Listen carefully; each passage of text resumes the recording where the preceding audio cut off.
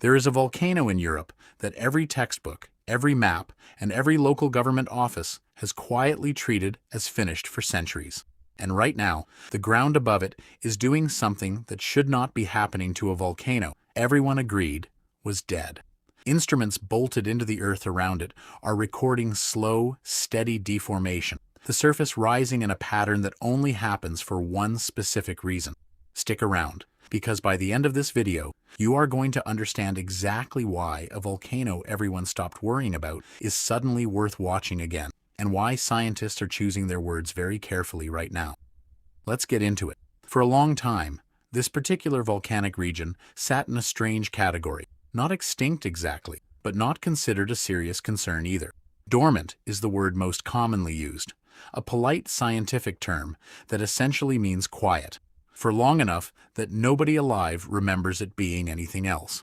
Local towns grew up around its slopes without much thought for what sat beneath them.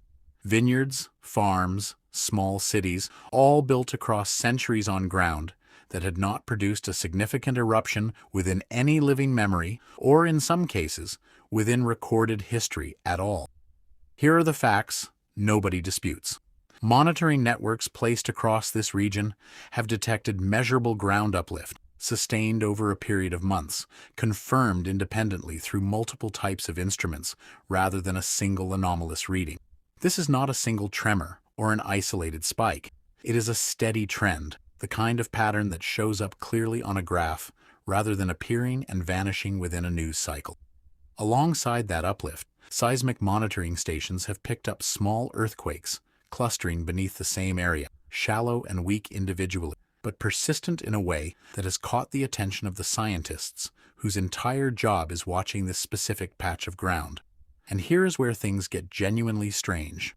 Ask 3 different volcanologists what this activity actually means, and you will likely get 3 different levels of concern layered into otherwise similar answers. Some emphasize that this kind of slow unrest can persist for years or even decades without ever producing an eruption. Others point out that this same region has, in the deep past, produced eruptions large enough to reshape the surrounding landscape and affect regional climate for years afterward. So, which is it? Is this simply the normal breathing of a large, slow, sleeping system? Or is this the opening chapter of something considerably more serious? I think the disagreement is actually the most interesting part of this entire story. So stick with me, because I am going to walk you through what is actually happening beneath the surface, why scientists cannot yet agree on what it means, and what history tells us about volcanoes that behave exactly like this one is behaving right now. Let's start with the deformation itself, because that is the detail driving almost all of the current attention. When land above a volcanic system rises measurably over a period of months, there are really only a small handful of possible explanations. Magma could be accumulating in a reservoir beneath the surface, physically pushing the ground upward as it collects. Alternatively, heated fluids and gases trapped within the volcanic system could be building pressure without any actual movement of fresh magma at all. Both processes produce uplift. Both processes can also stall out entirely without ever leading anywhere close to an eruption. This is precisely the challenge facing researchers monitoring this specific volcano right now. The instruments can measure that the ground is rising. They can measure the rate. They can even estimate roughly how deep the source of pressure sits beneath the surface. What they cannot yet definitively determine is which of the 2 explanations is actually driving the current activity, because both produce a remarkably similar signature on the surface, at least in these early stages. Let's talk about what we do know for certain regarding the depth and scale of this system. Geological surveys conducted over previous decades mapped out a large underground magma reservoir sitting several miles beneath the region, a chamber that has fed eruptions throughout this area's geological history, stretching back tens of thousands of years. That chamber has never fully drained. It has simply gone quiet for long stretches, occasionally showing signs of unrest before settling back down without any eruption ever occurring. This is where the first explanation comes into focus. Explanation number 1, the one drawing the most public attention, is that fresh magma is slowly rising from deeper within the earth and adding to that existing reservoir, causing it to swell and push the surface upward as a direct result. If true, this would represent a genuine recharging of the volcanic system, the kind of process that, over a long enough timeline, can eventually lead toward renewed volcanic activity. This does not mean an eruption is imminent. Recharging a magma reservoir can take years, decades, or in some documented cases, far longer than that, before pressure ever builds to a point where an eruption becomes likely. Explanation number 2 is less dramatic, but arguably just as scientifically interesting. Volcanic systems like this one sit above enormous natural plumbing networks, carrying heat, steam, and gas upward from deep within the Earth, independent of whether fresh magma is actively rising or not.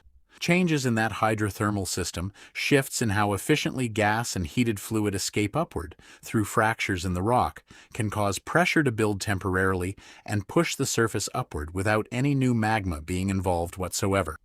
Under this explanation, the uplift is essentially the volcanic equivalent of a pressure cooker, adjusting internally rather than actual fuel being added to the fire.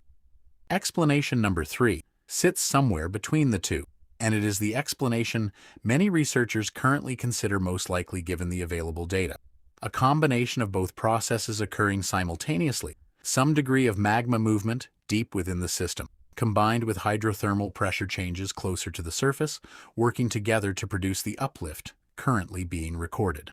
This explanation is frustratingly difficult to disprove or confirm quickly, since untangling exactly how much of the signal comes from each source requires sustained monitoring over a much longer period than has currently elapsed.